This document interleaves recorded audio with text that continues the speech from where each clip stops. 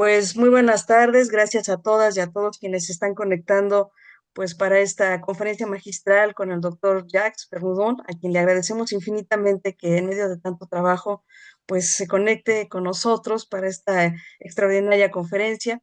Agradezco por supuesto a la doctora Edna Álvarez que nos acompaña pues desde Canadá y quien también en medio de mucho trabajo pues ha aceptado hacer la moderación.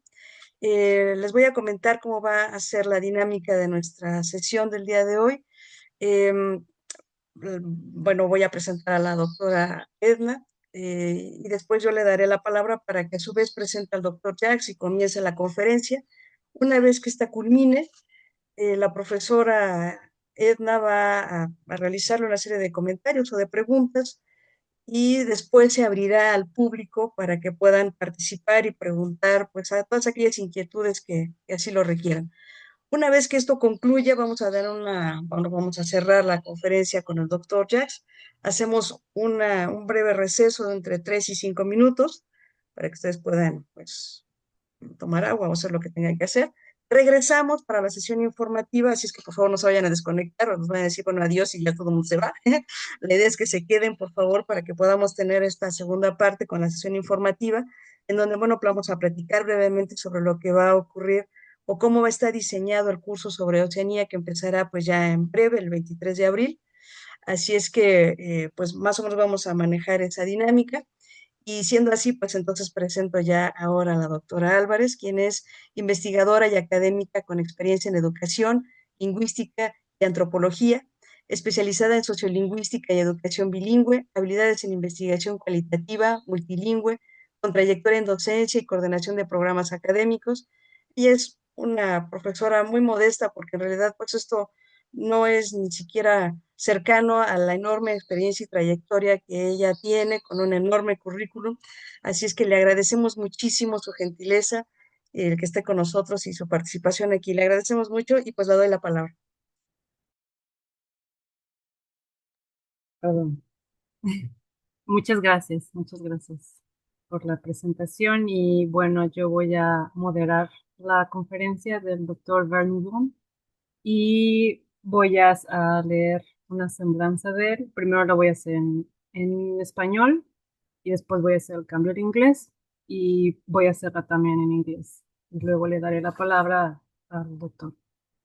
El doctor Vernaudon tiene licenciatura y maestría en lenguas vivas extranjeras, en lenguas polinesias, un diplomado en estudios de aproximación a la lingüística oceánica, tiene un doctorado con especialización en estudios oceánicos, con la mención en lingüística del Instituto Nacional de Lenguas y Civilizaciones Orientales.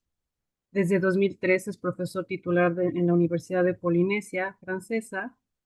Es miembro titular del equipo de investigación Sociedades Tradicionales y Contemporáneas en Oceanía, de la misma Universidad de Polinesia Francesa. Es miembro asociado del Centro de Nuevos Estudios sobre el Pacífico de la Universidad de Nueva Caledonia, del Centro de Investigación en Educación de la Universidad de Nantes y del Centro de Excelencia para la Dinámica del Lenguaje de la Universidad Nacional de Australia. Y bueno, um, now I'm going to switch to English. Um, it is a pleasure for me to introduce Dr. Vernaudon. I'm so sorry I cannot speak in French, but um, it is an honor for me to introduce to you. I'm going to read your profile. It is a very brief profile.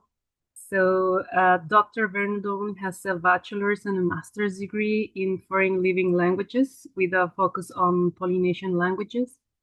He also earned a PhD in the Oceanic Studies from the National Institute of Oriental Languages and Civilization.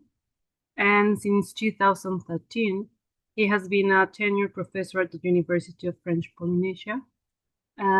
He's a member of the Center for New Studies on the Pacific at the University of New Caledonia, and also a member of the Research Center in the Education at the University of Nantes, and a member also of the Center of Excellence for the Dynamics of Language at the Australian National University. It is an honor, Dr. Vernaudon, and I hand it over to you. Yarana Tato. First of all, I would like to sincerely thank Mónica Velasco and UNAM for inviting me today. It's an honor to me to be here with you and to share this presentation of the Polynesian languages. Thank you to you, Edna, for your kind introduction and for the moderation of my lecture. Let me add just few more details about myself. First, I would like to apologize because I'm not able to make this presentation in Spanish. It's a shame for me, but I will try to do my best in English. That is not my first language. My first language is French, so maybe sometimes I will switch to French because it's similar to Spanish. It's Latin languages. So I'm currently speaking to you from Tahiti in French Polynesia. So I will share my presentation and I can show you where is French Polynesia.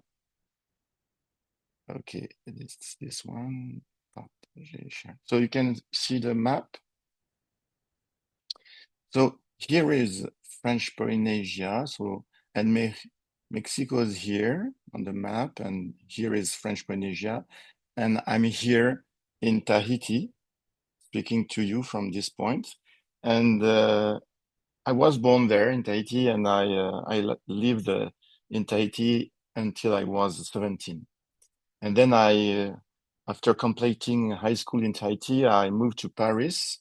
And as Edna said, I enrolled at the Institut National des Langues et Civilisations Orientales. So in English, it would be National Institute of Oriental Languages and Civilizations, INALCO. And INALCO is an amazing place where you can learn and can study languages and civilizations from all around the world. And I spent 6 years at INALCO, where I learned several languages. First, I learned Tahitian, and you might ask yourself, why did I have to go to Paris to learn Tahitian? Because I was born in Tahiti, and I will address that point later on. I learned a bit of Jehu and Andeu, two Kanak languages spoken in New Caledonia. And I learned also Bislama, Creole spoken in Vanuatu. I also got some introduction in Tagalog, language spoken in the Philippines. So you might wonder why I choose to learn so many different languages. And the simple answer is that they all have a shared root, and which I found absolutely fascinating, especially coming from Tahiti. And that's what I'm going to explain to you today for this presentation. So up, switch to the next slide. So before we dive into the Polynesian languages, I would like to give you a broader view of the languages spoken across Oceania today, along with some of their historical background. This is a map of Oceania. As you can see on the western side, we have the large land masses of Australia, New Guinea, and New Zealand from the Gondwana's breakup. And as we move east, we see a wide scattering of islands and archipelagos stretching across a vast expanse, roughly more than 10,000 kilometers from the westernmost islands all the way to the far eastern one, Rapa Nui here, and Hawaii in the north. Every dot you see on this map represents a unique indigenous language. It tells us two important things.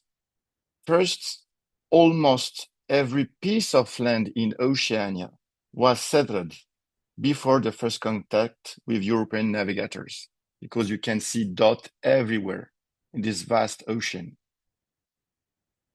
And second, this has produced an extraordinary diversity of languages. For example, you can see in New Guinea the high concentration of languages here, and with more than 800 different languages. And here you see Vanuatu, which holds the world record of linguistic density. That is the ratio of the number of languages to the number of people. Vanuatu has over 200 languages spoken by a population of 300,000 people. Now, let's be more specific about the languages spoken today in Oceania with this table. We can identify three major phases. First, in yellow, the earliest settlement of the Pacific over 50,000 years ago gave rise to the indigenous peoples of Australia and New Guinea, and the languages we find there today. Second, the Austronesian expansion, in blue here, originating from Taiwan and spread across the Pacific. Third, with European contacts came colonial languages like English or French. And with labor migration language, we have also languages like Fiji Hindi in Fiji, or Hakka, that is a Chinese language spoken now in French Polynesia from people coming from in the colonial era for labor. And from the contact between European and indigenous languages, we also see the emergence of pidgins and creoles, like Creole in Australia, Tok Pisin in New Guinea, and so on. I will now focus on the two first indigenous phases.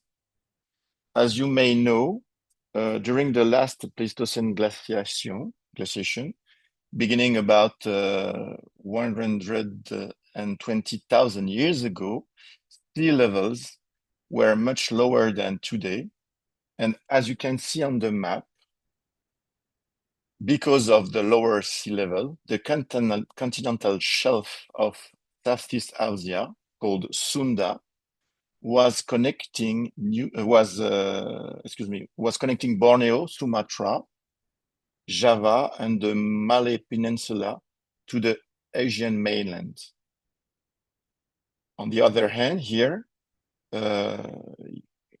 we have a unique landmass called Sahul, connecting New Guinea, Australia, and Tasmania. And between Sunda and Sahul, we have the Wallacea region with islands separated by deep channels that remained submerged. And according to archaeological evidence, it is believed that around 60,000 years ago, people already present in the Sunda region entered Wallacea, and reached the Sahul landmass. From there, they spread throughout the place called today Australia, New Guinea, and Tasmania. And the people of the First Nations of Australia today are from this first settlement. So if we focus now on the languages, first I would like to clarify an important point. That is, we know from archaeological evidences and from genetics the history of the people of the Australian Aborigine people who are living today in Australia.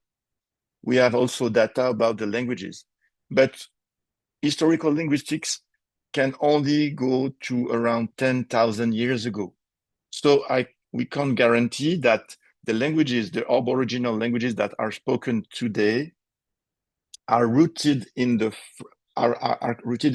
first settlement 60,000 years ago. You see what I mean? So we know that there is a connection, but we don't know exactly if the languages that are spoken today come from a proto-language that was spoken 60,000 years ago. But still, there is today, we know that at the time of the contact with European navigators in Australia, there were about 440 unique languages. I mean, Australian Aboriginal languages that were spoken. And around 80% of these languages belong to one family that is called Pama-Nyungan family. From these languages, only 40 have been spoken continuously since 1788, the time of the foundation of Sydney. So that is, there is many Aboriginal languages that were, the transmission was interrupted by the colonization. And today, according to those Smith, Williams, and Meekins, there is only 12 of those languages that are still being learned by children. Let me just show you a map of the different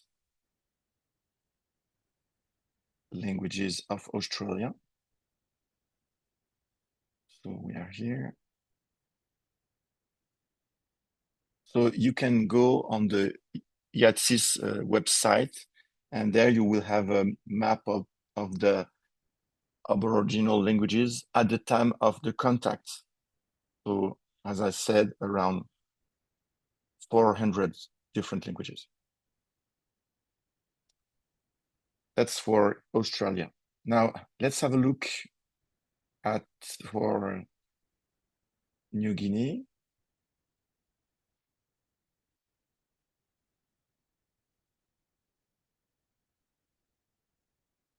So in New Guinea, we have today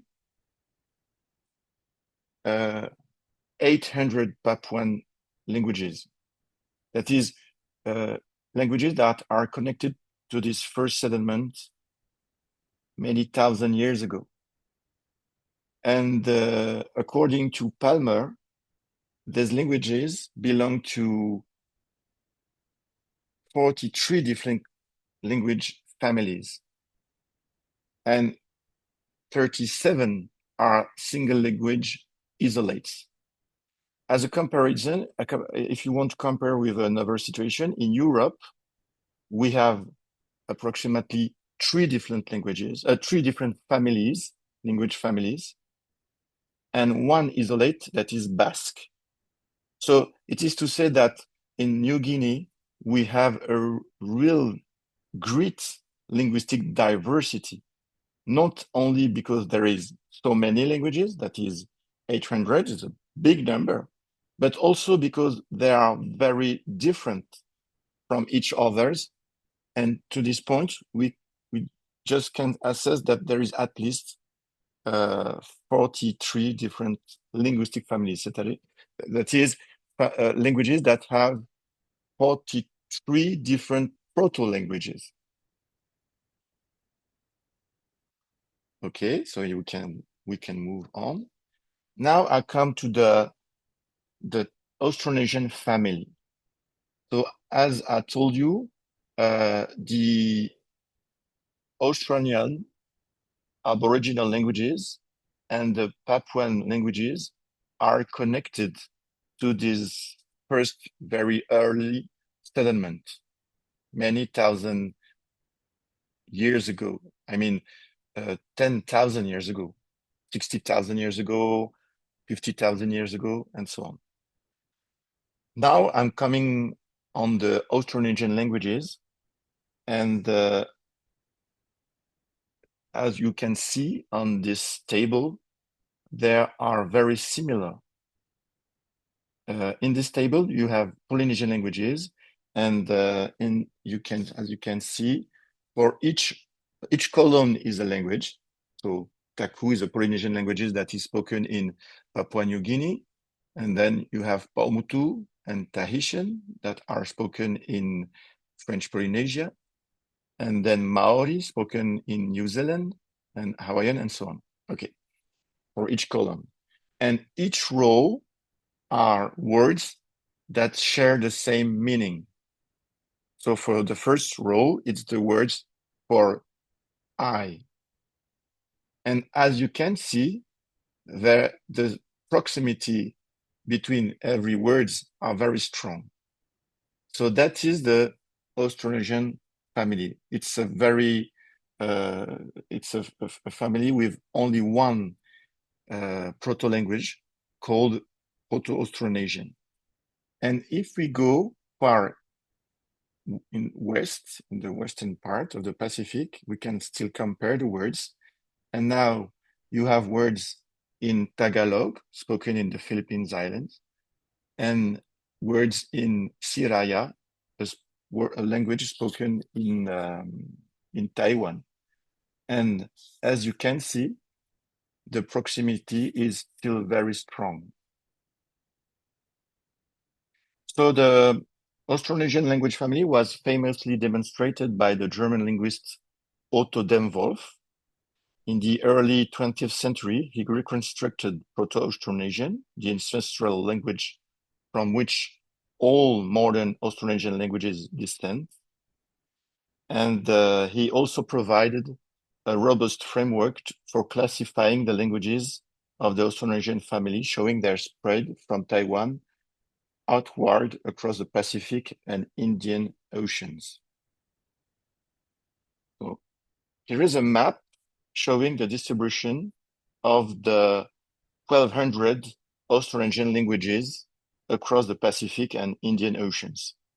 Each dot represents one language. With the help of archaeological evidence and dating, we can trace the settlement patterns beginning in Taiwan around 5,500 years ago.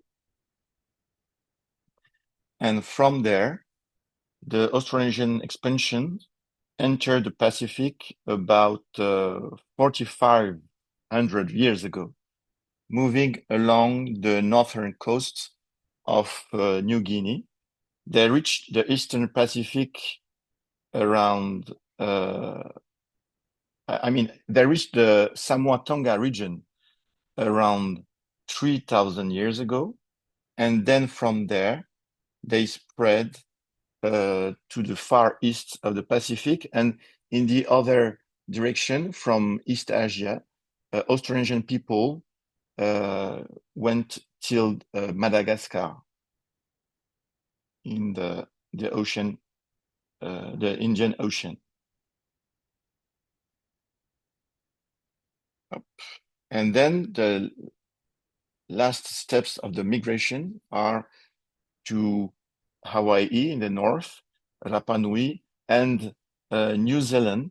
That was the last land settled by humans in the human history.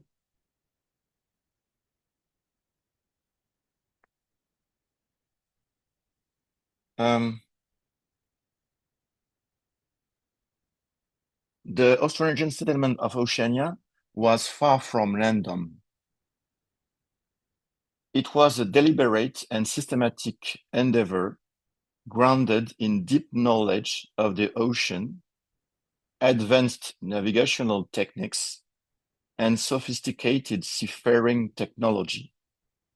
Austronesian navigators had outrigger canoes with sails, as you can see on this picture, and they could sail upwind against the prevailing trade winds, allowing them to travel eastward.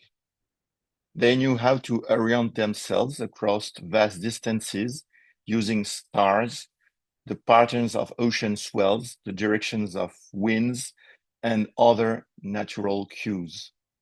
Their deep understanding of these elements made long-distance navigation across the Pacific both precise and intentional.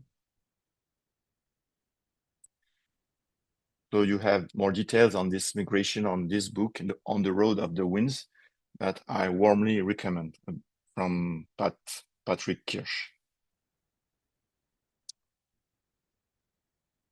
With this phylogenetic trees you can see on the screen now, I just want to show you that we have now a quite accurate knowledge of the different stages of the diachronic linguistic diversification inside the Austronesian family.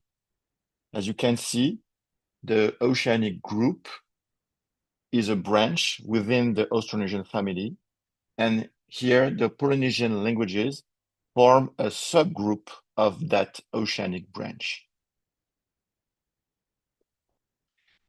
When the Austronesian people entered the Pacific, so as you know, Papua New Guinea was settled in an early time, around, so you have here some datation, so it was around 50,000 years ago for the mainland of New Guinea, and then for the Bismarck archipelago here, it was around 40,000 years ago.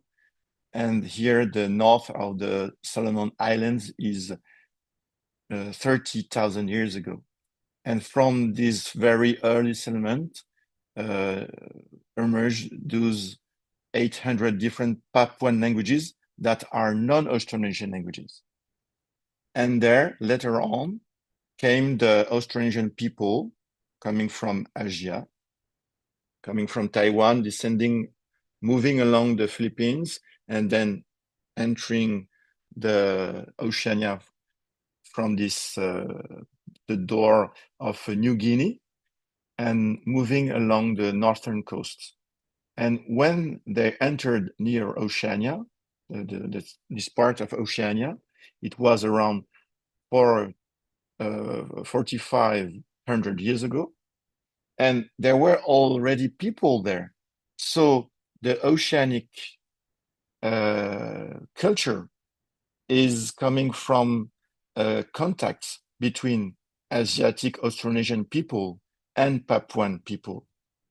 And we know now that the homeland of Proto-Oceanic, that is the proto-language of all the contemporary Oceanic languages, are coming from this Proto-Oceanic homeland of the Bismarck archipelago in the east part of New Guinea. So now, here is the Oceanic languages coming from this contact between Austronesian people coming from Asia and the Papuan people that were already there in New Guinea. So all the languages you can see here are coming from the same root of the Proto-Oceanic. And among those Oceanic languages, you have the Polynesian languages. That is a subgroup of the Oceanic family. So I can just sum up, because we are focusing on Polynesian languages, I can sum up the steps of the stages of the migration for Polynesian people. So they came from the west part of the Pacific.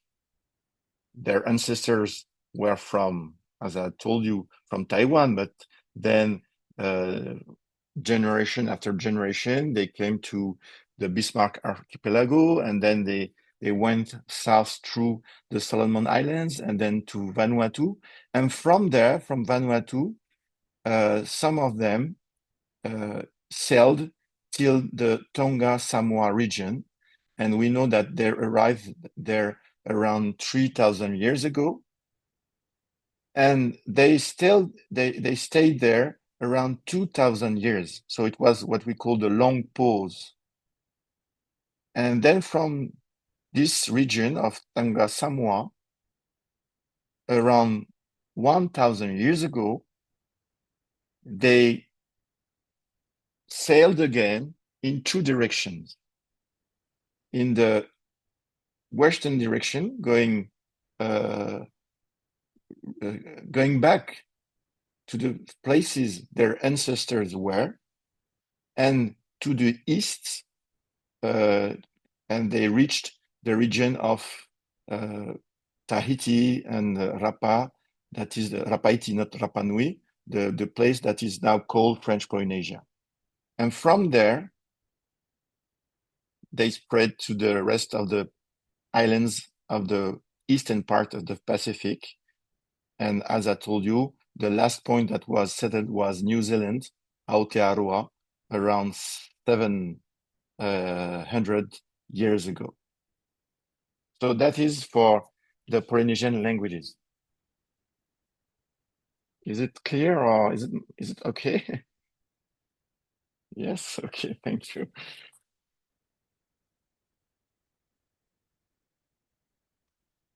So before we dive specifically into the dynamics of Polynesian languages in French Polynesia today, let's first look at some of the broader linguistic patterns in Oceania as a whole. The linguistic diversity of this region was fostered by an ancient egalitarian multilingualism.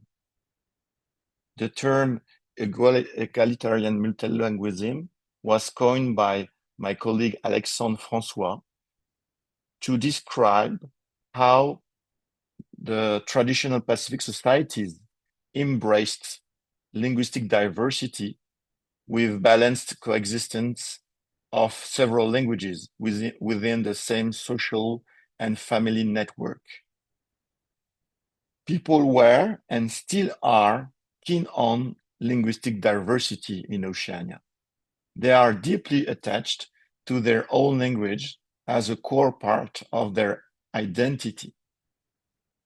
However, they don't try to impose their language on others. Instead, individuals are really eager to learn other languages, fostering a rich mutual linguistic exchange.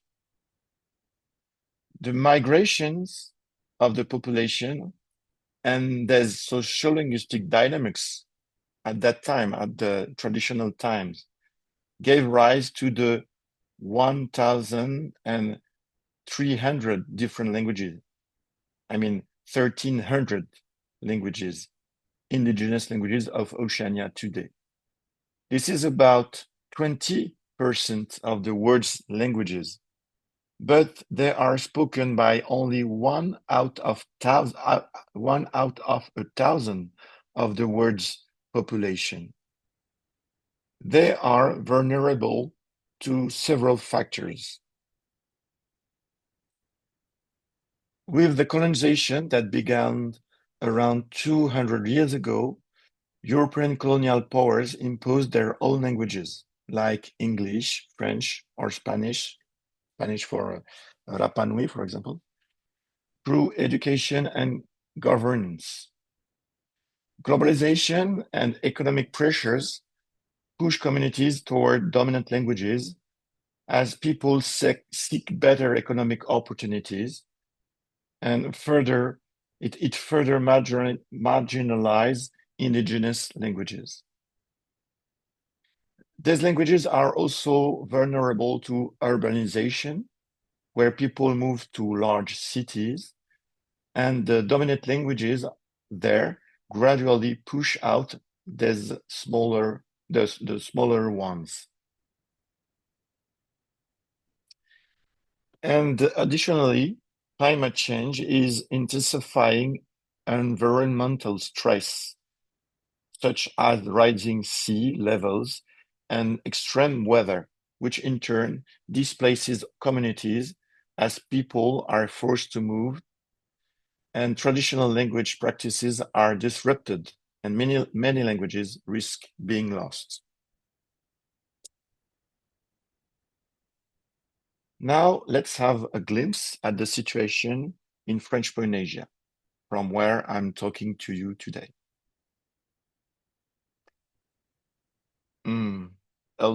So in this map, you can see this vast green area here represent what we call French Polynesia today.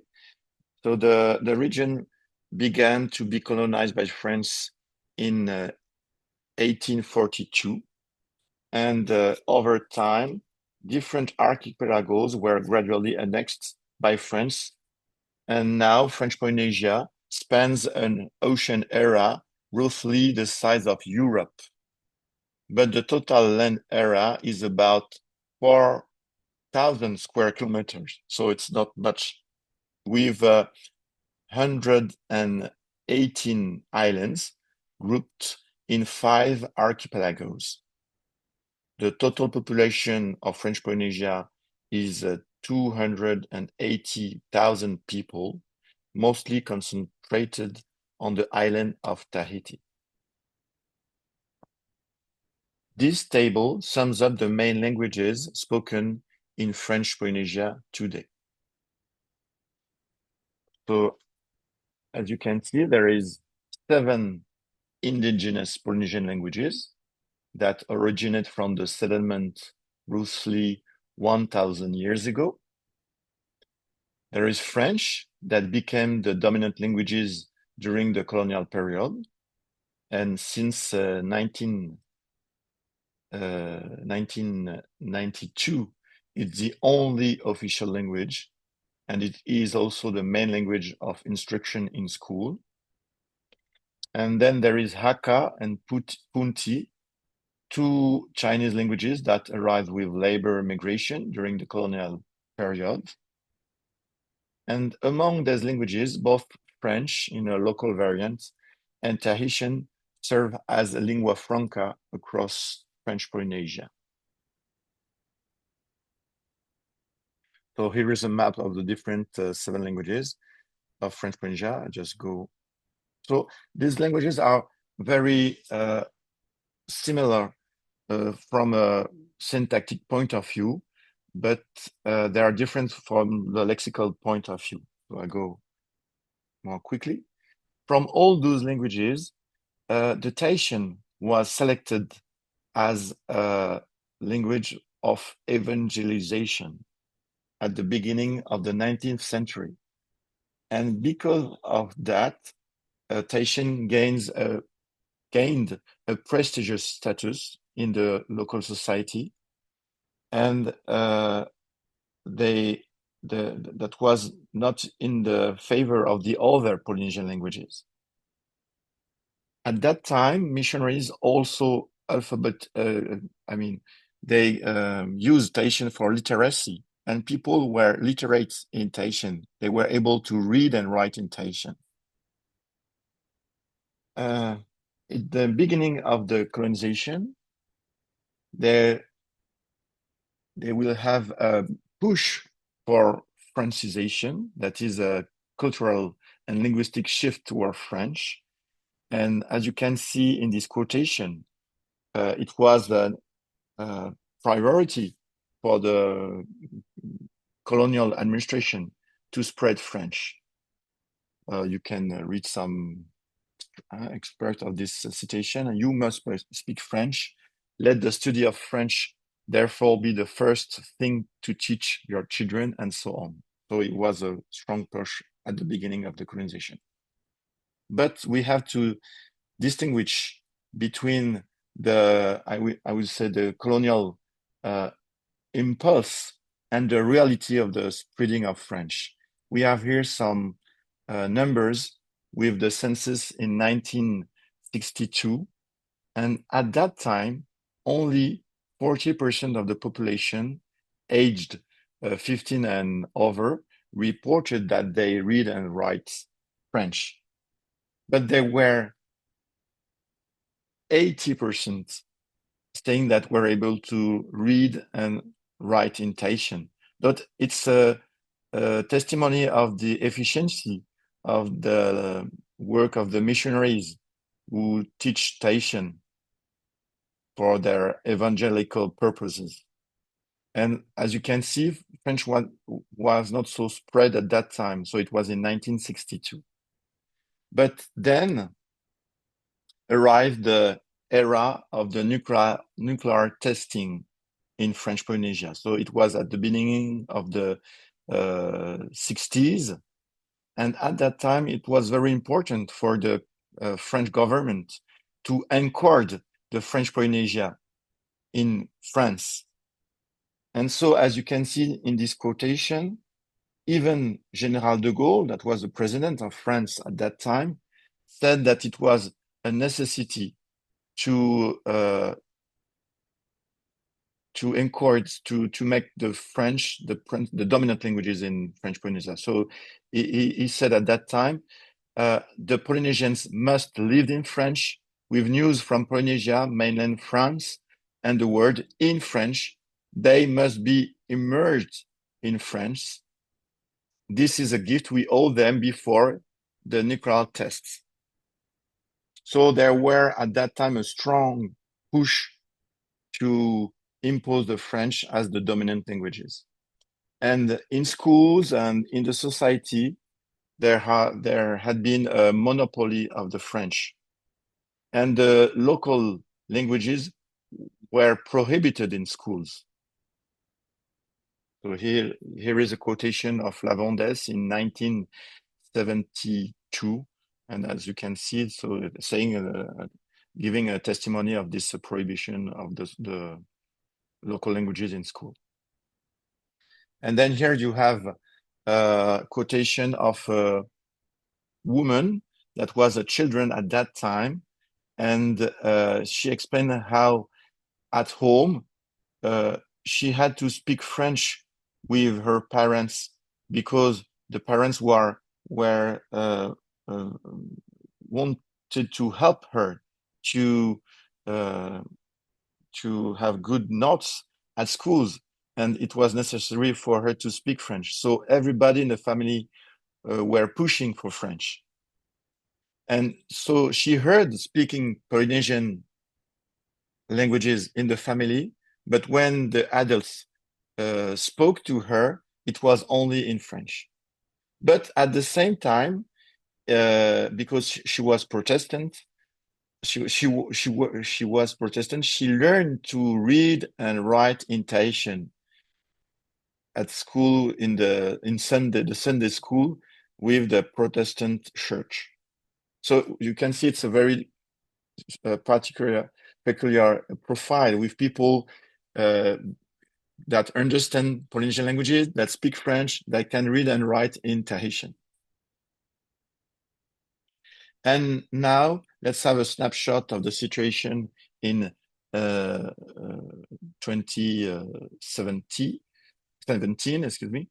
So according to the census, there were at that time 96% of the population aged 15 and over reporting that they could understand, speak, read, and write French.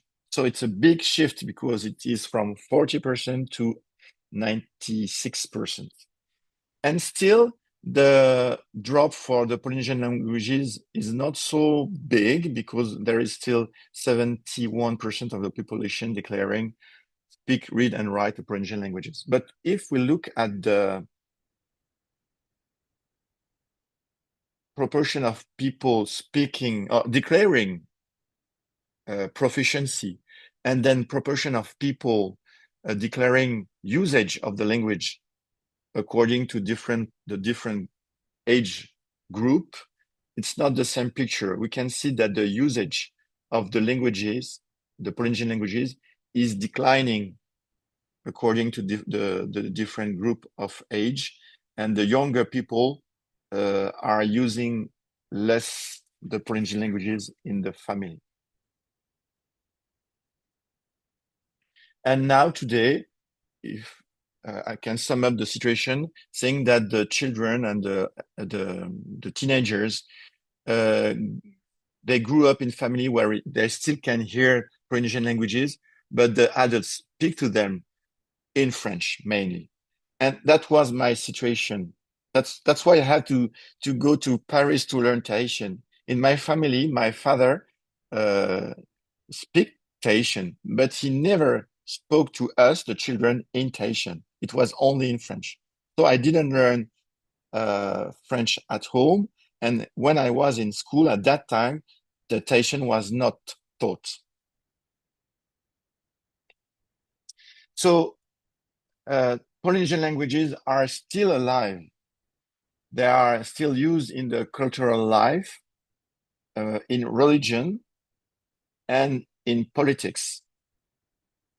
But we still have to push them in schools to be sure that they are also taught in school, to help the families revitalize those languages.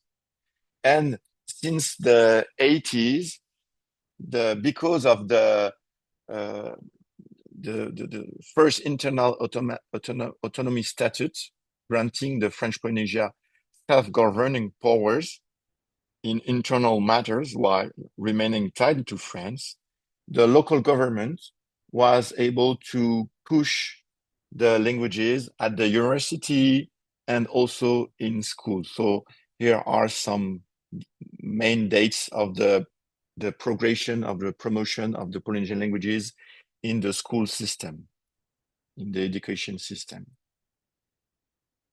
And we also promote at the University of French Polynesia researchers to gain better knowledge of the different Polynesian languages. There are 7 in French Polynesia, and we have good knowledge of Tahitian, but we are now pushing for survey and fieldworks to collect data on other languages, just like Marquesan in the north, Rapa in Rapaiti, and Paumotu in the Tuamotu Islands, and Mangareva in the Mangareva Islands, in the Gambia Islands. So to conclude, I will just give a big sum up of the main transformation in the Pacific. So in the initial situation, we had egalitarian multilingualism with no group sought to impose its language and culture on others. And then came the missionary era and early colonial settlements with a selection of handful of vernacular languages or pidgins as tools of evangelization and literacy, and for managing communication between colonial authorities and the local populations. And it triggered a decline of the other vernacular languages. So there were just a handful of local languages that were promoted.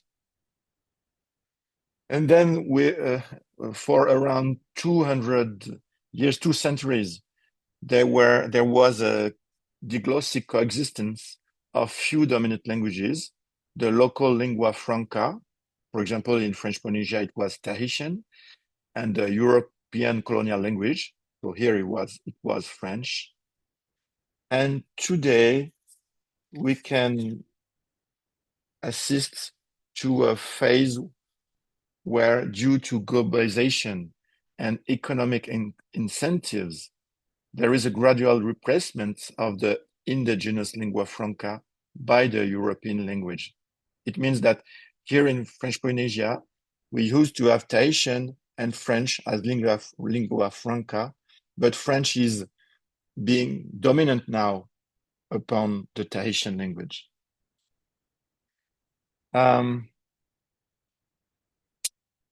And today, digital technology and globalization have also amplified the prominence of major global languages, just like English and French. Nevertheless, indigenous communities are still deeply attached to their local languages as a core part of their identity, and they try hard to revitalize and transmit these languages to younger generations. We see dynamic pockets of revitalization and multilingual resilience with creative adaptation. And one way to preserve our linguistic diversity is to promote individual bilingualism and give the people the opportunity to learn and speak their heritage languages alongside dominant ones. Thank you. Maruruit farur amai.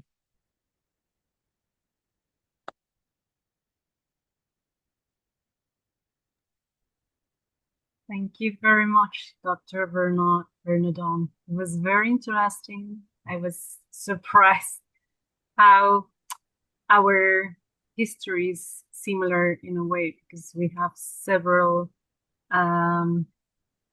stories like that when the language was lost. We have lots of languages spoken in America, and because of colonization, then they were lost, some of them, and right now they are in threat, some of them. So they are in danger. Also, I remember that in Africa, I think we have the same story with French, English. So I was surprised how our stories are similar. I was also surprised about the diversity of languages spoken in the Polynesia. I'm surprised, and in spite of all the things that had happened there, based on this colonization and globalization and capitalism, maybe too. So still we have lots of languages, and I was also the term that you use about the ancient egalitarian multilingualism was very interesting. And I would like to ask you if you can go deeper into this concept, because what I have heard, or based on my experience, is that sometimes people tend to believe that it is not possible that several languages can coexist in an egalitarian way. Like, even though you don't have colonization among the native populations, they also have fights, and then some of them try to impose languages, and at the end it was going to be almost the same. We were going to be ended speaking Nahuatl, in our case, for example, that was an empire. But if you already mentioned that this still exists, that there is an egalitarian multilingualism respecting the diversity, I would really love to hear about this concept, if you can go deeper into that. Yes, so the concept is from Alexandre François, and you can read this very interesting article of him, and it's about mainly because he's a specialist of Vanuatu. So I think that Vanuatu is really the good place to have a look to this concept. Excuse me, I'm just going back to the to this concept here. So François, okay, and the picture is from Alexandre François in Vanuatu. The point is that in those societies with so many different languages, you ask yourself, well, how do they manage to communicate between themselves, of all the groups with each others? And the solution is individual plurilingualism. That is, because those groups, they need to share spouses. They need to go in other groups to have their wife or husband. And then they learn the language of the husband or the wife. And then the children learn the language of the dad and the mom. So the children at least are bilingual.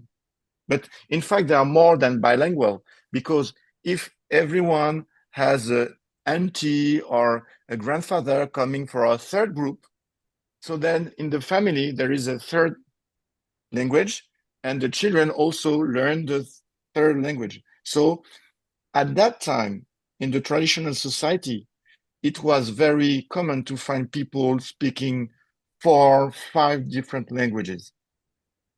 And that's how they managed to have links between the groups. They were not using a lingua franca. They were using the people in the group that knew the language of the other group. And that's how they communicate between the different group of the island. That's the egalitarian multilingualism. And you will find all those details in this article of Alexandre François. So I should go to the bibliography. It's here. Oh, it's this one. Excuse me. This one, François, the dynamics of linguistic diversity. And And so with the colonization, this pattern was transformed with only a handful of languages and with a very hierarchical order of languages, with a dominant one, that is French or English, and then a second level of dominance that was the local lingua franca that was used for evangelization, and all the other indigenous languages were with less prestige, were less used and declined. So this is a big shift we can see in the Pacific. But the model of egalitarian, I mean, today in our contemporary society, I don't say that we have to come back to this model, but still we have to fight for multilingualism and to give the opportunity to people to learn their heritage language, the national language, and a global language that is at least 3 languages. And that is good for us as individuals. And I think it's also good for society because it's a way to promote the tolerance for diversity. Yes, definitely. I was remembering a book that I read. It was written by Grosjean, François Grosjean, I think. Grosjean, yes. Yes, and he was talking about the myth of bilingualism. And he was saying that actually monolingualism is the rare, is the exception to the norm. Like usually people is multilingual based on what you were mentioning, that we have the contact, linguistic contact, then we have to learn. You learn naturally. But then it comes school. So the role of school is, it's being very hard, very strong. And I was going to ask you, because I also was surprised that Tahitian was still spoken very in lots of social contexts, like religion, politics, except at school. Like at school, still like the key, the main place where languages are still, like monolingualism is still the goal. Well, it is not said like that, but it is not, they are not encouraging bilingualism. They are not like a real, well, based on my experiences, there's not like there have been attempts to how to teach heritage languages, for example, or bilingualism, but it is a bilingualism that it has been natural, not the one that you learn at school, like two other language and a language that you speak or you learn at school, but you learned from your linguistic identity. So I would like to ask you about the role of school, but also this just exactly that you were mentioning that there have been attempts to bring Tahitian at school. How's been this experience with those attempts to bring, and if there is a change in the linguistic policies in the French Polynesia? Yes. So first, thank you for your question. First, school is an heritage of the colonial era. Before the colonial era, there were no real schools. So schools came with the missionaries and the colonial era. And then it came with this model of monolingual pattern to impose, to promote just one language, that is French in French Polynesia and English in Vanuatu and so on. And then we had to wait for the transfer of some governing powers in French Polynesia to shift to a new model, more tolerant to the local languages. So that was in 1984, and with there's the local powers given to the local government. The people here in French Polynesia decided to promote the Polynesian languages. So now, today in French Polynesia, the local languages are taught, but with not so many hours in the week. It's the standard is 3 hours in the week. In some of the language, in some of the schools, it can goes to the half-half pattern. That is half the hours in Polynesian languages and half the hours in French. It is for about 18 schools now in French Polynesia. That is, it concerns maybe 2,000 children. So it's not so much, but it's a good point. We are going in the good direction. But as you can see, it's a long process because we have to shift from a monolingual pattern inherited from the colonial era to a bilingual or multilingual pattern in school. And as you said, it's not so simple because we have to have a new mindset for the pedagogical authorities, for the teachers, for the families, because families they think that, and they are not wrong in that point, that they are sure that French is the most important language for them, or English, for their children to have success in the economic life. So we have to convince them that bilingualism is good for their children, and learning Tahitian or other Polynesian is not impeding their progress in life. Yes, it's actually Jim Cummings, he has made lots of research about that, how to prove that if you learn the better you learn your native language, the better you learn the dominant language. It's very interesting. Yes. So just one last question, and then I'm going to go to the questions of the audience. You were mentioning that, for example, at school it was taught French, the dominant language, but at the same time you have this evangelization where they were teaching how to write and read Tahitian. I'm assuming that this was an oral language. It was not written before? Yes, right. You are right. Yes. Okay. So what happens with people that are living between these two contradictions? It seems to be like a contradiction. What happened with their linguistic identity? With how do they recognize themselves as French, as part of French, Tahitian? How did they manage this? Okay, so this part of the story, the literacy process in Tahitian was mainly in the 19th century, with the missionaries coming and learning Tahitian and elaborate a writing system and so on. And the missionaries themselves were very surprised the way the people were eager to learn to read in Tahitian. And they were, I mean, even Pomared, that was a king at that time in French, he was more eager about learning how to read and write than to learn something about the European God.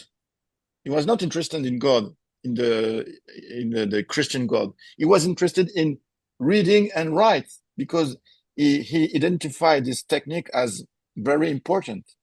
So the people learned and to read and write very quickly at that time. And there were no problem to shift from the oral tradition to a written one. But what the missionaries say to us through the writings we can read today, is that because they came from an oral tradition, they had very, very good memory. And they just read one time a page and they had memorized the writings in the page. They were just amazed by this process of the people so good to memorize text. And even some of the Polynesian people were able to, how you say, réciter? I don't know the word in English. Réciter. Yes, to perform the poem, for example. So they were able to do this for the whole Bible. Some of the people, they have learned by heart all the book.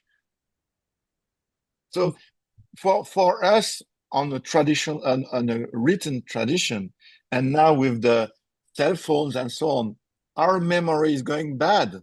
But at that time, they were very good because it was the only way for them to remember the history, their genealogies, and so on. They had to remember it by. Yeah. That's very interesting, and that it is still their eagerness to learn. That part, I'm surprised. It's a very live the language then, even though it is in danger too. I know. So I'm going to move to the questions of the audience here. We have one. I have a question. Today, the people think Oceania as a beach destination, a kind of exotic place. How do natives face that exoticization in the topics concern their languages? Okay, quite complex question. So you are right. It's also the result of the process of because one of the main economic resource for French Polynesia is the tourism. So in a way, French Polynesia has to promote this image of exotic beaches and so on, and coconuts, but at the same time, people living here, we know that that's not the reality, and the people are not contrasting this image with the topic of the languages. They are more contrasting this, touristic representation with the reality of the nuclear test history. That's the two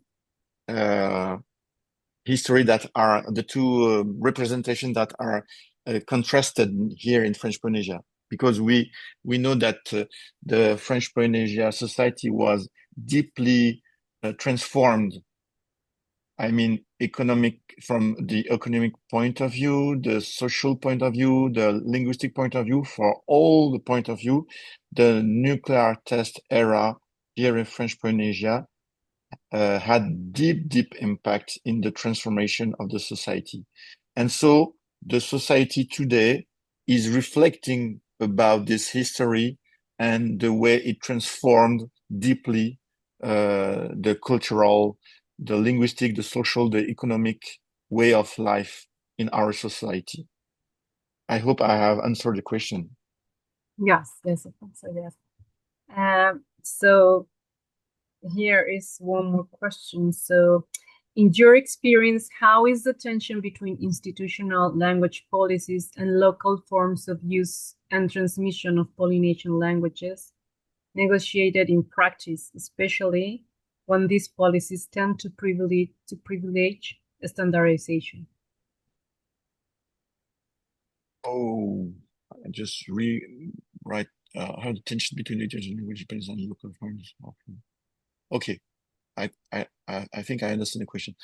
You mean because when we teach Polynesian languages in school, we have to standardize these languages. Is that right?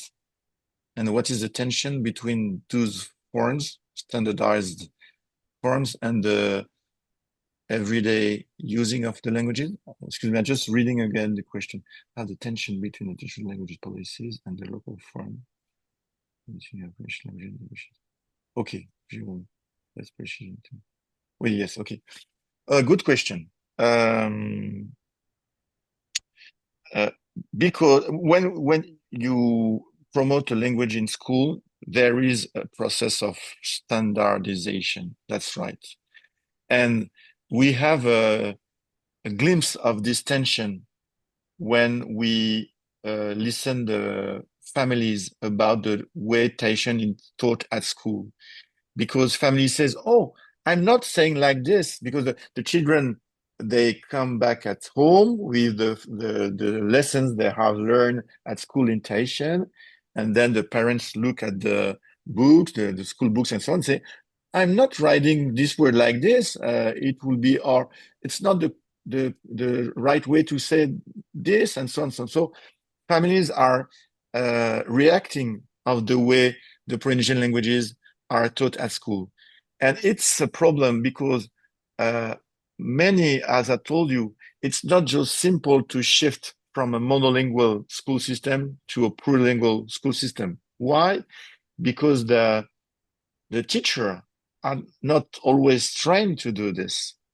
And then sometimes they are not so good in Tahitian as the families. And they used the school books that are provided by the institution with the standardized forms, but they are in a kind of insecurity. And then the families are keen on saying to them, oh, you don't know how to speak Tahitian. So it's very complex. So I, I can't go deeper in this question, but it's a good question. We have to manage this problem of articulation between the language as it is spoken at home or by the grandparents, for example, and the way the language is taught at school by young teachers that not so good in Tahitian or in the other Polynesian languages. Okay, thank you. So one last question here that you can also see. Is there not a risk that that language normalization and standardization policies, often driven by academic or state institution, may end up displacing internal dialectical diversity and reproducing new hierarchies within Polynesian communities themselves? I will say yes, there is a danger, of course. But the other danger is that the languages are not transmitted to the next generation.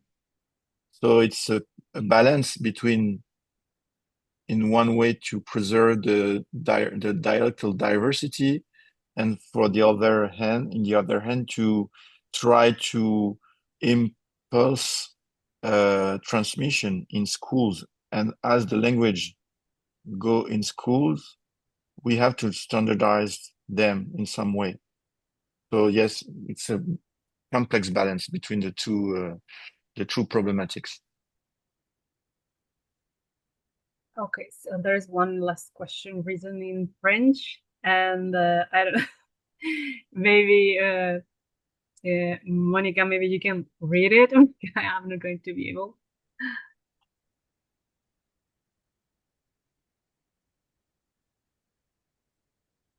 Yes. So Monica is asking if the Polynesian languages had an influence on the French languages in French Polynesia.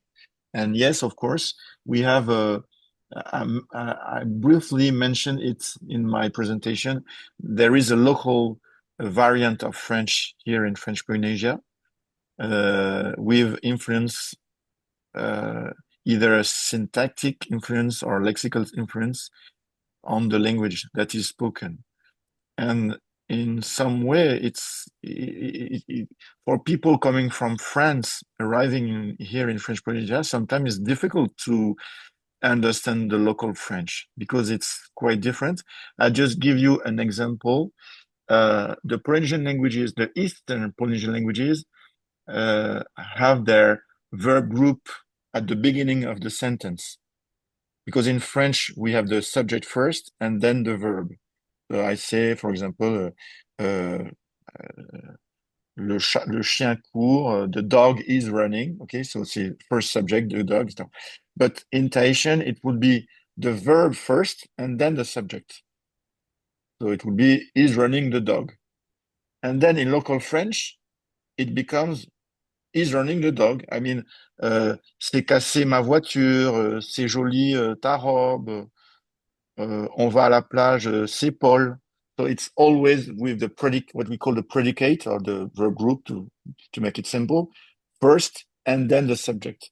So it is a syntactic influence, and there is many words, rotation words that are now used in local French, like fenua, ma'a is the food, but the people are not saying, they don't say quelle est la nourriture aujourd'hui ou qu'est-ce qu'on mange.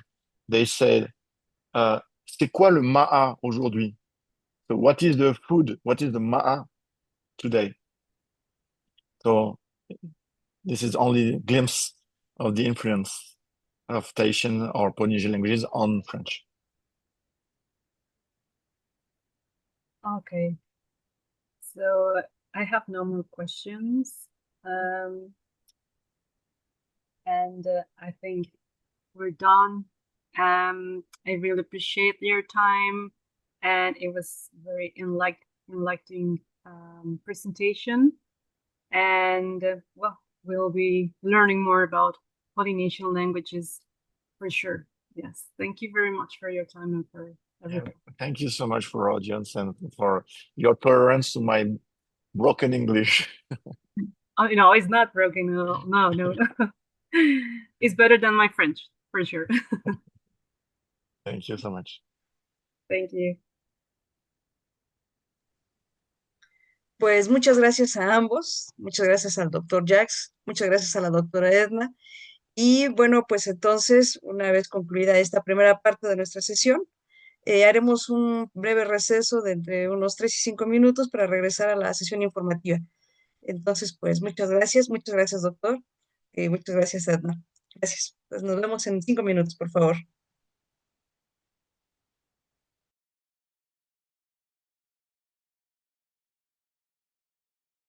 La sesión, por favor.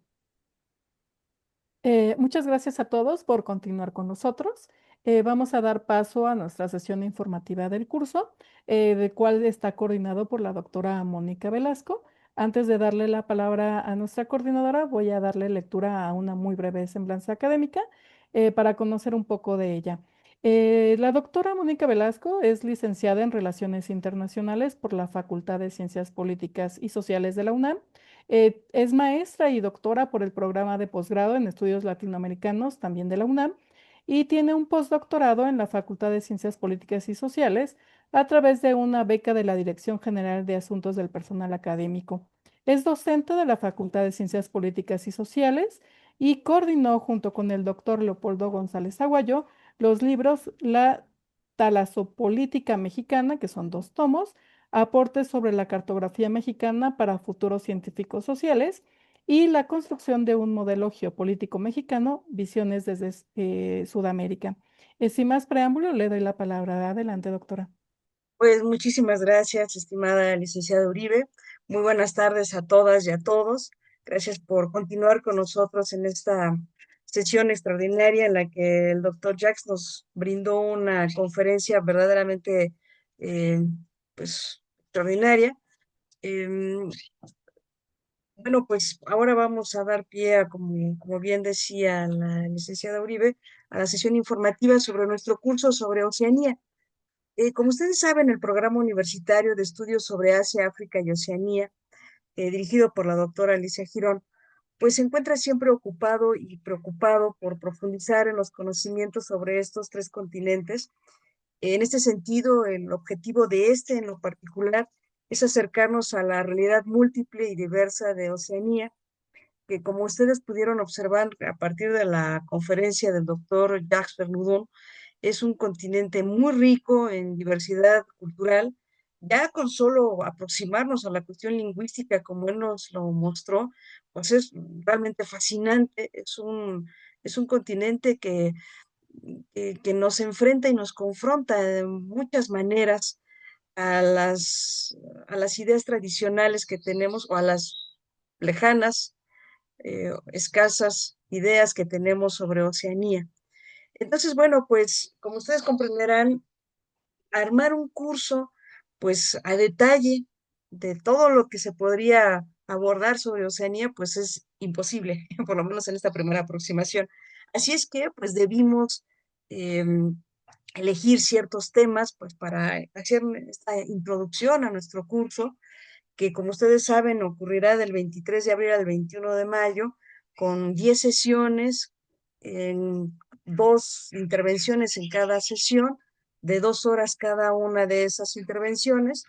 Y bueno, pues la primera de ellas va a correr a cargo de un joven entusiasta investigador, el profesor Jesús Loza Ramos, quien es un profesor y historiador brillante, quien abordará el pasado de Oceanía y su legado para el estudio de la coyuntura actual. Ahí podremos conversar con él sobre algo muy interesante. Primero, pues claro, eh, conversar sobre pues si realmente Oceanía cumple con estos estándares que nos hemos hecho sobre lo que es un continente. Normalmente pensamos en un continente como una gran masa territorial y que rodeada o de océanos y o junto a mares y a golfos.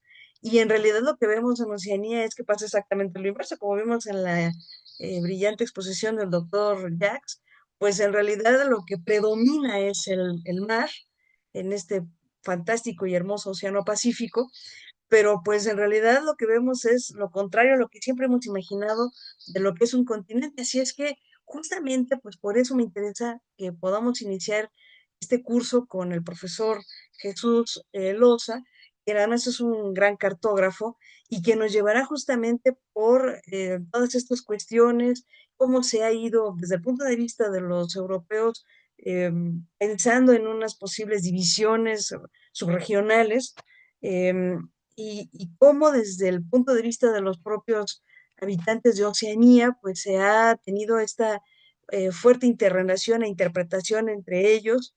El hecho de que, bueno, como vimos con el profesor Vernaudon, el hecho de que hayan llegado los europeos no significa que pues estas navegaciones, eh, digamos, se hayan coartado definitivamente. Es verdad que los europeos colocaron ciertos límites, pero estos grupos, estas diversas comunidades indígenas, pues su esencia es esa, la navegación. Así es que por eso es tan importante esta primera introducción con el profesor Jesús Loza. Y luego de ahí, porque además, bueno, quiero anotar que Oceanía tiene alrededor de 15.000 islas, así es que pues no es cualquier cosa. Por eso es tan importante iniciar ese curso con este profesor. Y bueno, en esa misma sesión, pero con una intervención distinta, va a estar el doctor Luis Carlos Ortega Robledo, quien es un especialista en talazopolítica, y ahí podremos conversar sobre estas primeras aproximaciones de los españoles que hacia finales del siglo XVI empezaron a incursionar por el Pacífico de una manera mucho más activa.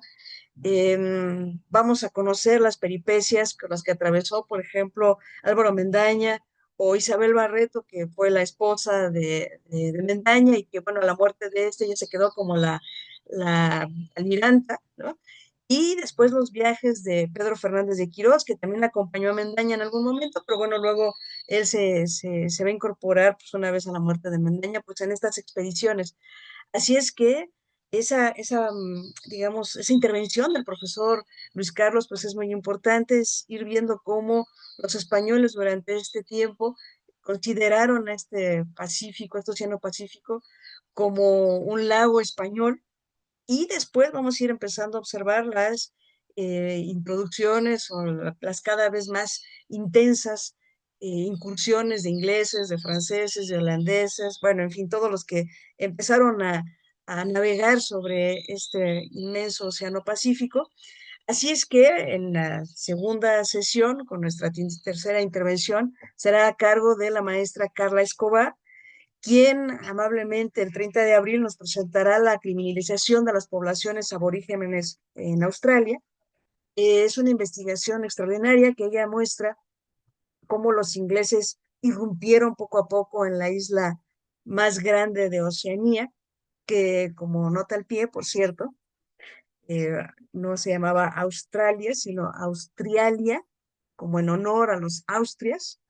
Pero bueno, ya saben que siempre hay un chismoso en el asunto y cuando empiezan estas, eh, pues, cartas digamos, todas estas transcripciones, pues a alguien se le ocurrió decir, pensar que Mendaña o Quirós hablaban de las tierras australes y por eso se le cambió a Australia. Bueno, todo eso vamos a ver en nuestro curso, pero me interesa que ustedes observen que Australia son muy importante para estos ingleses que van a aplicar una idea como de una estrategia del sapo, porque llegan y pues primero así en un espacio muy pequeño van a colocar una base o un espacio penal británico y conforme pasa el tiempo, por eso les digo como es como una estrategia del sapo, comienzan a extenderse, extenderse, extenderse, de tal manera que empiezan a empujar pues a los verdaderos poseedores de la tierra, a los aborígenes, quienes van a empezar a ser arrinconados, de tal manera que la migración inglesa comienza a ser cada vez mayor por dos circunstancias. La primera,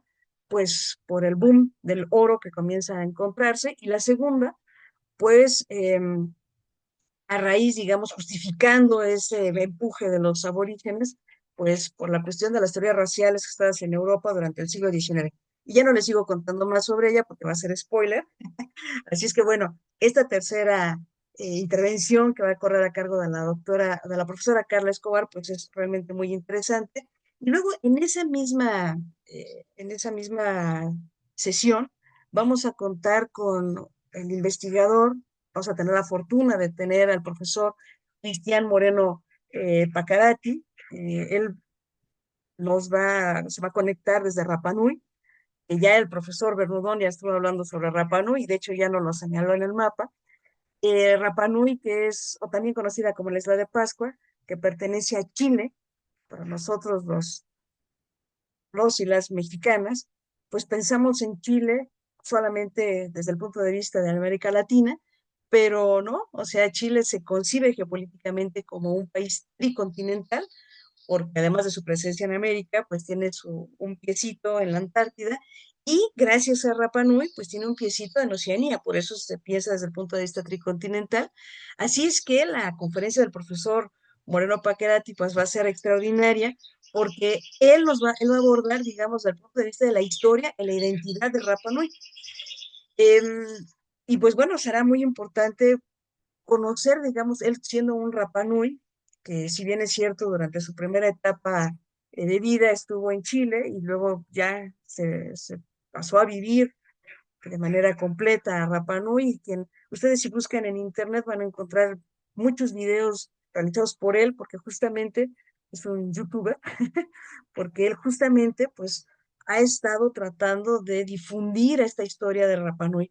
Así es que pues será una gran sesión en la que podremos platicar con él y luego, bueno, eso nada más es para los que están en el curso, porque después, a sesión abierta, vamos a tener la oportunidad de platicar con el profesor Diego Muñoz, que nos va a dar una conferencia magistral sobre el Estado chileno y la relación con Rapa Nui.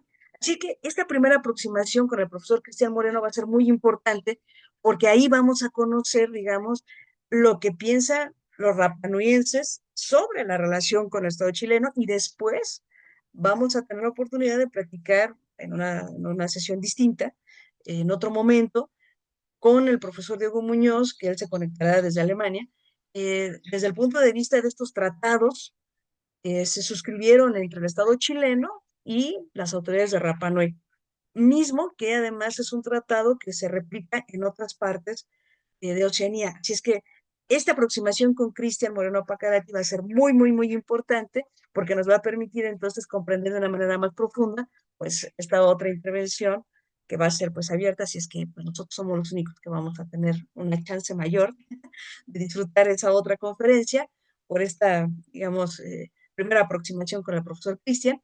Y luego el 7 de mayo nos honrará con su presencia el eminente investigador Ricardo Domínguez, quien vivió durante muchos años en Vanuatu, otra isla que también ya señaló el doctor Jacques en el mapa en su conferencia, y quien, bueno, durante años fue asesor técnico por parte de la FAO en aquel país y bueno, su investigación y su intervención en ese lugar es en relación al cambio climático y cómo las comunidades indígenas han desdoblado su conocimiento ancestral, pues no solo para sortear las terribles consecuencias del cambio climático, sino cómo han buscado la resiliencia en sus técnicas ancestrales del cultivo de alimentos, especialmente el taro.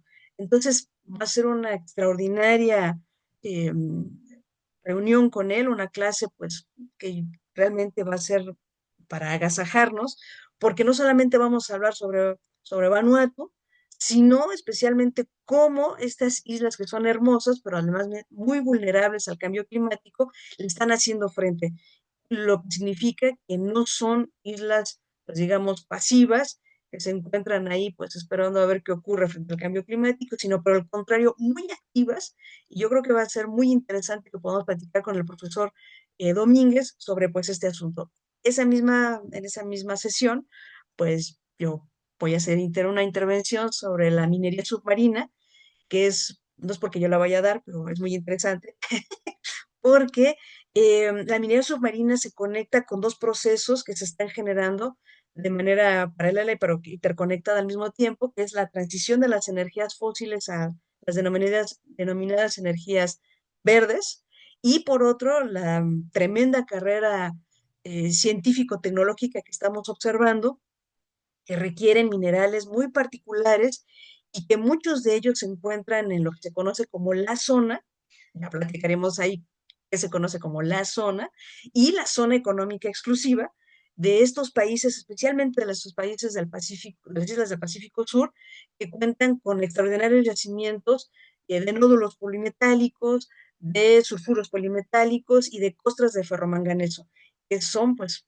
muy importantes y que vamos a ir viendo ahí en esa sesión, pues digamos, los diferentes acuerdos que se han tenido, los problemas a los que se enfrentan las propias comunidades y, digamos, la lucha que también se ha emprendido, pues para detener en la medida de lo posible esta intervención tecnológica hacia los fondos marinos, porque, bueno, ya no les voy a seguir diciendo porque ya no van a tener chiste, ya no van a asistir a la sesión, pero bueno, en esa segunda, en ese día, el 7 de mayo, platicaremos sobre la minería submarina y luego las últimas cuatro intervenciones o las últimas dos sesiones, si quieren verlo así, pues están íntimamente relacionadas, van a ser muy interesantes porque vamos a observar la importancia geoeconómica de las islas del Pacífico Sur o de Oceanía eh, a través y en correspondencia con Rusia, Estados Unidos, China y Japón. Y lo más interesante es que además obviamente de observar cómo estos países eh, que buscan tener una cierta influencia o relación en este espacio geográfico, cómo estas islas que aparentemente pues son débiles y vulnerables, en realidad están jugando dentro del tablero geopolítico internacional un papel muy importante para convertirse no solamente pues digamos en estos países, sujetos pasivos, sino más bien en actores muy, muy activos y cómo ellos van a empezar, digamos, en medio de estas tensiones geopolíticas, también ellos a tratar de intervenir para sacarle mayor provecho y ventaja pues a estas relaciones entre o con estos países. Así entonces vamos a tener el 14 de mayo la intervención del doctor Jesús Gallegos, quien es el que va a abordar el caso con los Estados Unidos. En esa misma fecha, la doctora profesora Imelda Ibáñez Guzmán nos va a hablar sobre la relación de Rusia desde el punto de vista económico, pero ¿no? Que tiene todos sus sabores eh, geopolíticos con no solamente con las islas del Pacífico, sino con el Indo-Pacífico. Ahí también vamos a ir viendo cómo existen diferentes conceptualizaciones que se van dando sobre este espacio geopolítico. Más bien yo le hablaría sobre Oceanía más que del Indo-Pacífico. Eso también es toda una discusión que vamos a tener a lo largo de todas las sesiones. Desde el punto de vista de los habitantes y de algunos intelectuales que viven en Oceanía, ellos se reivindican como oceánicos, bastante como en esta búsqueda de observar esta interpretación que tienen con el mar. Entonces, les desagrada muchísimo esta cuestión del Indo-Pacífico, pero bueno, ya veremos cada profesor cómo lo va a ir tejiendo y, claro, cómo vamos a ir debatiendo con ellos. La última sesión vamos a tener que contar con la presencia de la doctora Mariana Escalante, que va a tomar la estafeta para hablar sobre China y la relación con estas islas. Muy interesante ahí, por ejemplo, porque como cuando yo les hablo que las islas del Pacífico también quieren ser un actor muy activo y no pasivo dentro de estas relaciones, pues ahí es muy claro la cuestión, por ejemplo, de los cables submarinos, ¿no? En donde la tecnología quiere también, digamos, seducirlos a través de toda esta industria de comunicaciones, los chinos, a través de sus empresas como Huawei, y cómo los Estados Unidos reaccionan frente a eso, imponiendo, bueno, no vamos a decir imponiendo porque soy una palabra muy fea, pero digamos, colocando sus proyectos por encima de los chinos, para buscar tender estos cables submarinos que por supuesto son muy importantes para las islas del Pacífico Sur. Entonces, bueno, pues la profesora Mariana Escalante va a hablar sobre la relación de China y sus iniciativas de la Franja y la Ruta en las islas del Pacífico Sur. Y bueno, para cerrar con broche de oro, tenemos la presentación de la doctora eh, Vania de la Vega Xota, quien va a hablarnos sobre la cuestión de Japón y su relación con Oceanía. Así es que creo que es un curso realmente muy interesante, muy seductor, no es por nada, pero realmente nos presenta pues una primera aproximación. Claro, hay muchos temas que todavía faltarían por abrevar y que sin duda alguna pues vamos a continuar eh, pues profundizando en ellos en otros tipos de cursos o de conferencias, pero pues esta es una primera aproximación en la que esperamos pues que sean parte de este esfuerzo colectivo de reflexión, de análisis, digamos, de acercamiento pues a un área que es muy importante, especialmente para nosotros, para México, porque pues somos un país bioceánico y contamos con una hermosa frontera hacia el Pacífico, que no debe de ser una cuestión de limitación, pensando en una frontera como limitante, sino por el contrario, una frontera que nos permite acercarnos a estos otros vecinos distantes y con el que compartimos pues zonas tan importantes como las de Clarion Clipperton, que es una de las zonas más ricas, por ejemplo, en túnidos.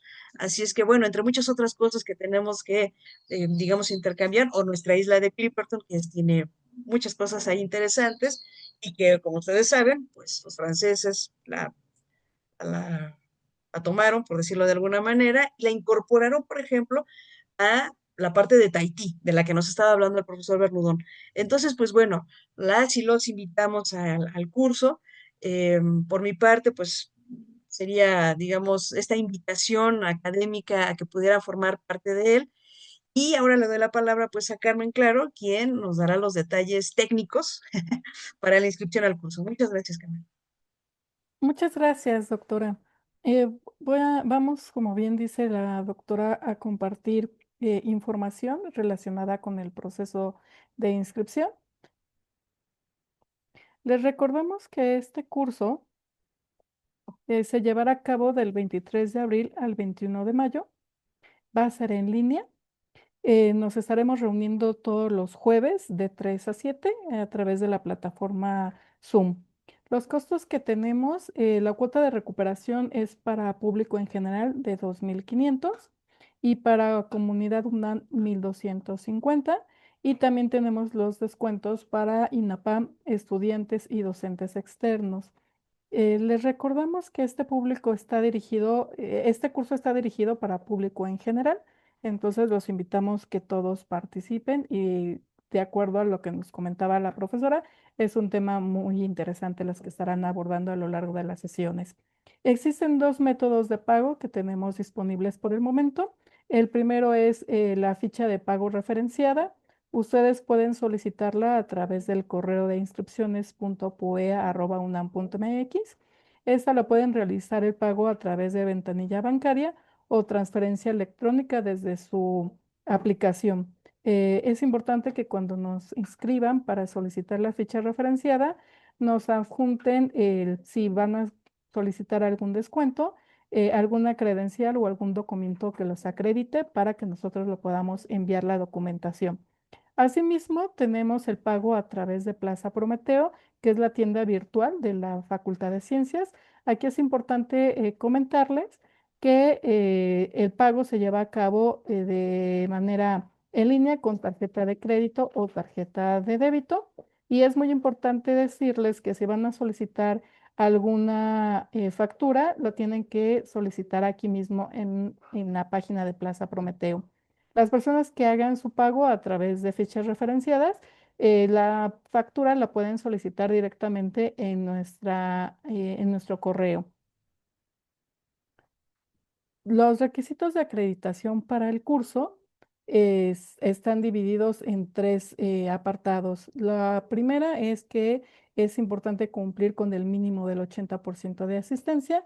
Tenemos la evaluación final y tenemos el formulario de opinión, que ese nos sirve principalmente para saber sus expectativas, si se cumplieron del curso. Ahora, las modalidades que tenemos de evaluación final, es muy importante recordarles que tenemos dos. Es el ensayo académico de 2.000 a 3.000 palabras, y también tenemos la modalidad de podcast, que es de 10 a 15 minutos. La entrega del ensayo o del podcast es el 11 de junio de 2026, y es muy importante decirles que los mejores ensayos y los mejores podcasts van a ser publicados en nuestra página, así como en nuestro canal que tenemos actualmente de podcast. Eh, si tienen alguna duda o alguna inquietud, por favor recuerden que nos pueden escribir al correo de inscripciones.pue@unam.mx o seguir nuestras redes sociales, y toda la información se encuentra en nuestra página oficial. Estaremos recibiendo sus pagos hasta el día 21 de abril. Es muy importante decirles que en cuanto ustedes nos manden su comprobante de pago, recibirán un formulario con el que va a estar, con el que van a concluir su inscripción, y ahí mismo van a recibir los manuales en donde se encuentran las contraseñas para que ustedes puedan ingresar a nuestra sala de Zoom, así como al material de lectura y las grabaciones. Es importante recordarles que este curso tiene dos modalidades: la modalidad sincrónica, así como la modalidad asincrónica. Se van a grabar todas las diferentes sesiones para que ustedes puedan estarlas consultando a lo largo del curso, y si tienen alguna inquietud, pues también nos pueden hacer llegar. Abrimos este espacio para sus dudas o inquietudes que podamos responder. Muchas gracias.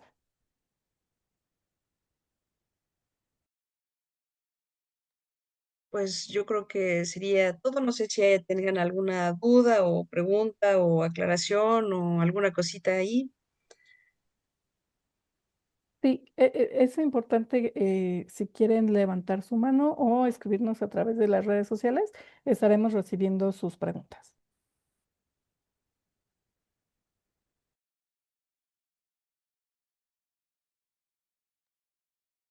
Doctora, nos hacen la consulta de si las sesiones serán en español o en inglés. Todas las sesiones serán en español, para que no se angustien. Bueno, lo que pasa es que miren, justamente esta sesión, la del doctor Jacques, pues estuvimos buscando que pudiera ser en español para mayor comodidad y pues para aproximarnos, especialmente porque son temas nuevos, pero pues fue punto que imposible encontrar a un experto verdaderamente, ¿no?, que tratara sobre las cuestiones, sobre las lenguas polinesias. Pero no, en todo el curso vamos a tener nuestras 10 sesiones, son en español. Así es que ustedes siéntanse con toda la libertad. Y una parte también de si no es que toda el material de apoyo, pues también estará en español.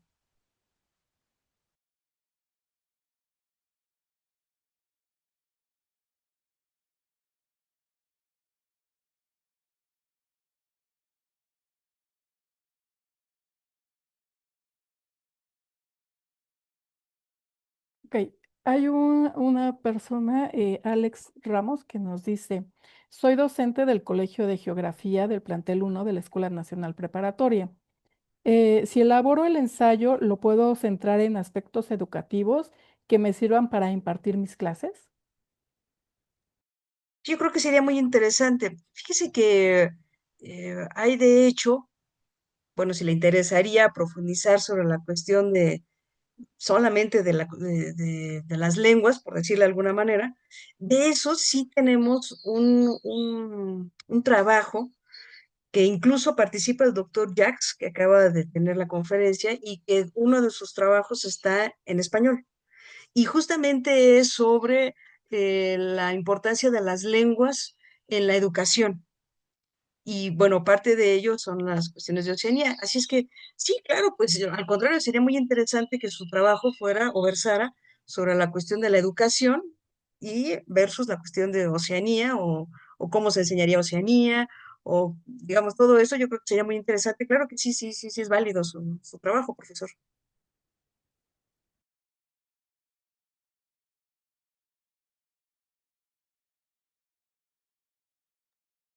También nos preguntan si todas las clases quedarán grabadas en la plataforma. Sí, todas nuestras clases van a ser grabadas. Ustedes con su contraseña podrán acceder al material de lectura, así como a estas clases. Las podrán ver a lo largo del desarrollo de este curso y también posterior al cierre de este curso.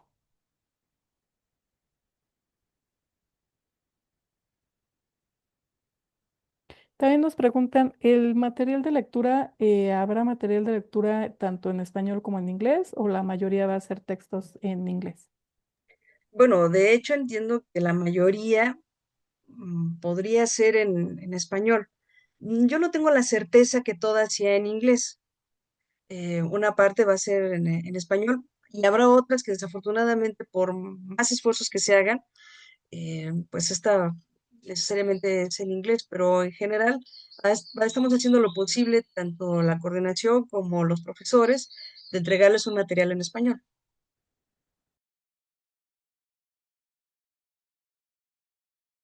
Pues si no hay más dudas ni más inquietudes, les reiteramos nuestra invitación. Esperamos contar con su asistencia en este curso y agradecemos a la doctora Mónica Velasco acompañarnos en esta sesión informativa y también, sobre todo, organizar esta conferencia con el doctor que ha sido muy interesante. Agradecemos a todos su participación y los esperamos en el curso. Muchas gracias a todos. Muchas gracias a todas y a todos. Gracias.